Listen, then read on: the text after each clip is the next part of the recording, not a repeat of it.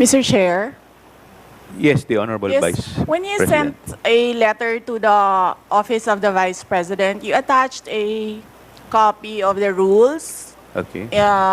in aid of legislation. Yes po. Yes, sir.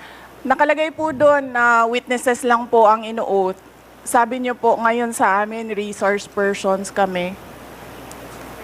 Ang ano po, considered as resource person po. Ang ano po. Kayo po. Kaya nga po. Yes po. Lahat po ino-oath po. Yes. Apo. Nakalagay po sa rules ninyo, witnesses. Nakalagay po dito ngayon sa table, resource persons. Lahat po considered as resource person and witness. Lahat po naman kayo, lahat resource person pa eh. Wala pa naman po tayong tinatawag na, lahat po considered as resource person pa lang po. Right. Opo. Ang nasa rules ninyo, witnesses lang po ang nag-o-oath. Wala po kayong rules sa resource persons.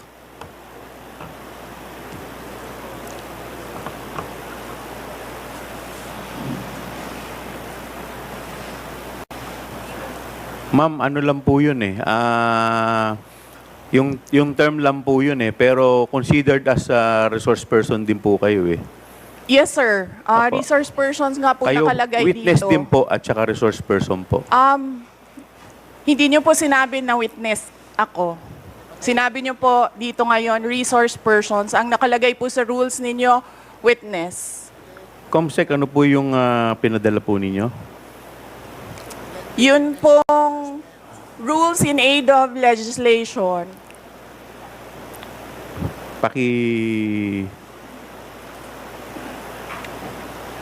Mr. Chair, point of order.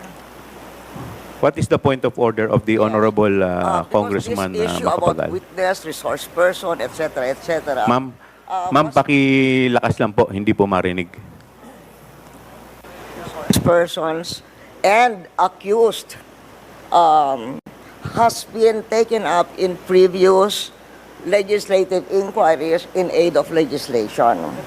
I want to quote a December 8, 2008 hearing in the Senate, where Senator Miriam Defensor Santiago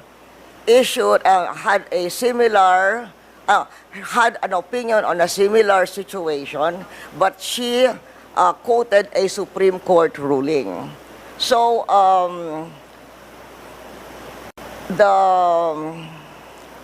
the Constitution provides that no person shall be compelled to be a witness against himself. The Supreme Court has repeatedly emphasized that there is a difference between a mere witness and the accused. And it can appear from statements and privileged speeches that there is that a person who is the subject matter of an adverse privileged speech is not a mere witness or a mere person of interest, meaning a suspect. She is in fact accused of what seems to be a criminal case for violation of certain criminal laws, including malversation of public funds. And there is a case quoted in 2007, Standard Chartered Bank versus the Committee on Banks, where the court repeated the rule that an accused occupies a different tier of protection from an ordinary witness. So, where the court said, Supreme Court said, whereas an ordinary witness may be compelled to take the witness stand and claim the privilege at each question requiring an incriminating answer is shot at him, an accused may altogether refuse to take the witness stand and refuse to answer any or all questions. So that has been a supreme. And then there is a portion that the court explained that the right of the accused against self-incrimination also applies to respondents in administrative investigations such as legislative inquiries in aid of legislation. So that is the point of order I am raising, and there is a Supreme Court ruling to this effect. Congresswoman Arroyo, May I know if, may I be clarified if the tenor of your point of inquiry is referring to the sub judice case or rule? Referring to the sub judice case, but it is saying that when a witness, in fact, is in reality the accused. Ma'am, pakilakas po ng konti. Medyo hindi ko po... What he's saying is that if by the nature, for instance, of the privileged speech, if the witness is not a mere but the person being asked is not a mere witness or a mere person of interest, he is in fact the accused of what seems to be a case including malversation of public funds. And the court repeated the rule that an accused occupies a different tier of protection from an ordinary witness. So from given what Miriam Defensor Santiago said and the Supreme Court ruling that she's quoting, we cannot we cannot just trivialize. Kasi you're just a witness. You're a witness. Pareho na rin yung witness, resource person. They are not the same. The Supreme Court says they are not the same. And somebody who appears to be the accused has a different tier of protection from a witness. And in fact, can refuse to take the witness stand. Congressman Flores, you're recognized. Mr. Chair, this is an inquiry in aid of legislation and no one is technically accused of any wrongdoing here, Mr. Chair. Mr. Chair, look at the speech. Ma'am, Look at the please, speech, Mr. Chair, ma'am, the privilege. please wait to be Mr. recognized. Chair, first. may I request a Wait. 1 I will, minute I will- recess? 1 minute. 1 minute Thank recess you. declared by the Yes. chair.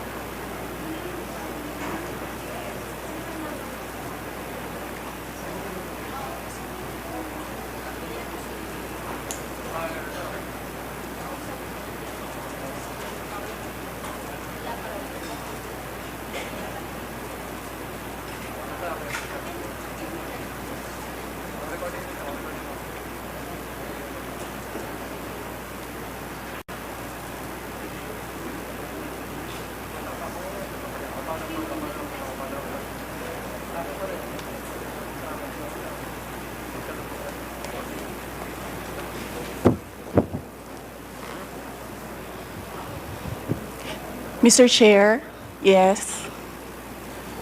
Mr. Chair, Session resumes. Mr. Chair, may I speak? You will be given the opportunity later, Okay. Madam Vice President.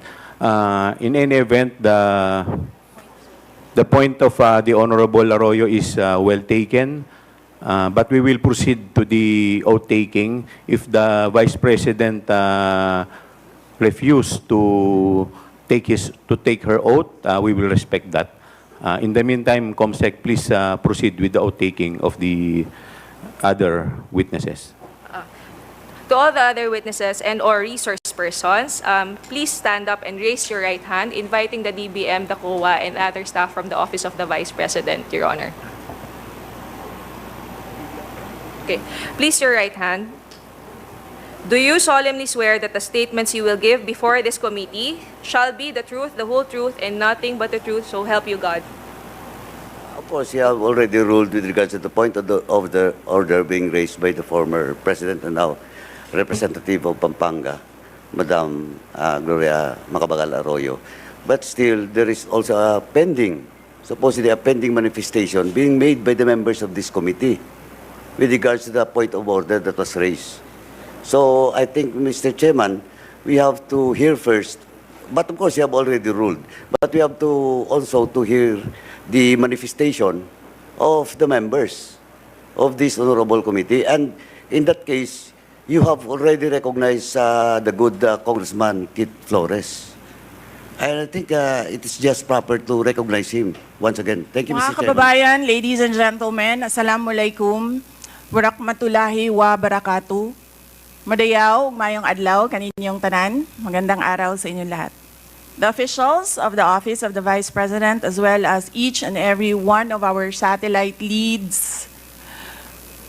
office leads, were in receipt of a letter from the chairman of the Committee on Good Government and Public Accountability dated September 13, 2024, requesting our presence or that of our duly authorized representatives in today's initial deliberation with preliminary determination on privilege speech number 379.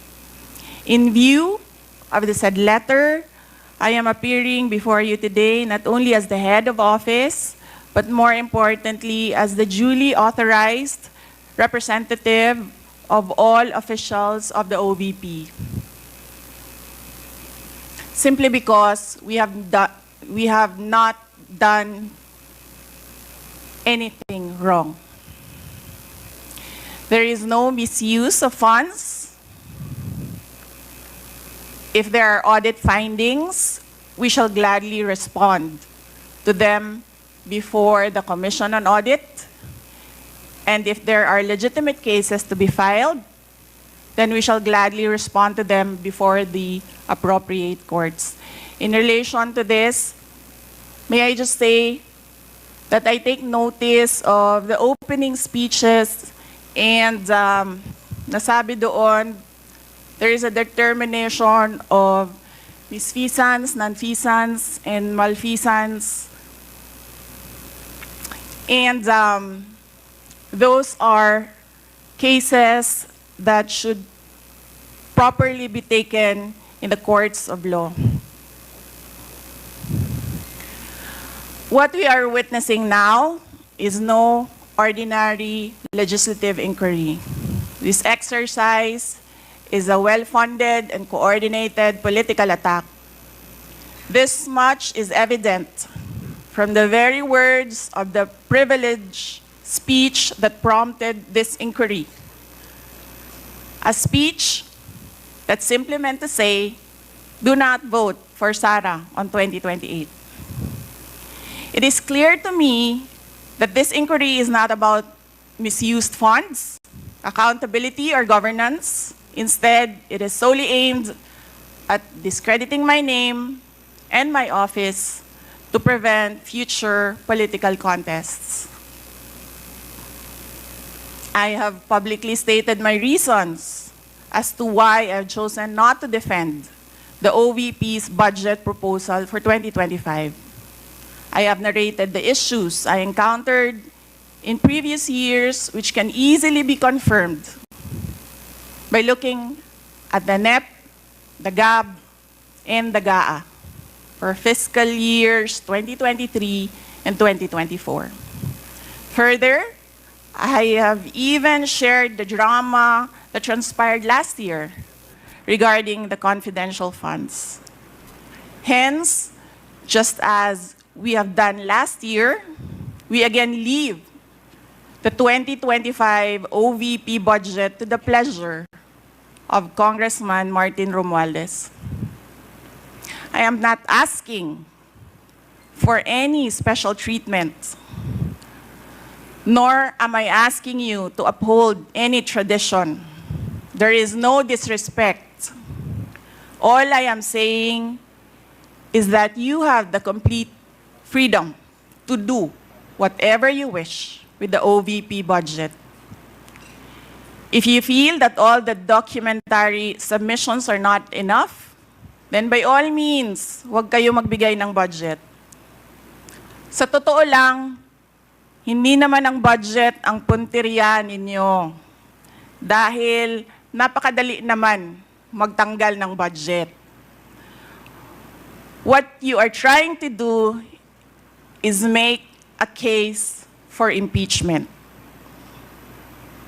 Hindi naman ako kakandidato sa nalalapit na eleksyon. Hindi ako namumulitika. Ang ginagawa ko lamang ay ang pagtupad sa aking oath of office at campaign platforms na trabaho, edukasyon, at mapayapang pamumuhay. Sinabi ko na noon at ilang beses ko nang inulit na hindi ako ang problema ng bayan na ito. Ang totoong problema ng bayan ay kagutuman, kahirapan, iligal na droga, kriminalidad, terorismo, hindi na sapat na healthcare, kalidad ng edukasyon, kawalan ng plano ng infrastruktura para sa disasters, at marami pang iba. So, you may try to destroy me, you can skin me alive, and throw my ashes to the wind. But let it be known, you will find me unbowed. I will continue to serve the Filipino people no matter the personal cost or political intrigue. Having said that, I will not allow myself to be subjected to an inquiry based on an empty privilege speech just so you can attack me and do indirectly what you failed to do directly during the budget hearings. I therefore request this committee to terminate this inquiry for its clear lack of any proposed legislation or substantive matter for discussion.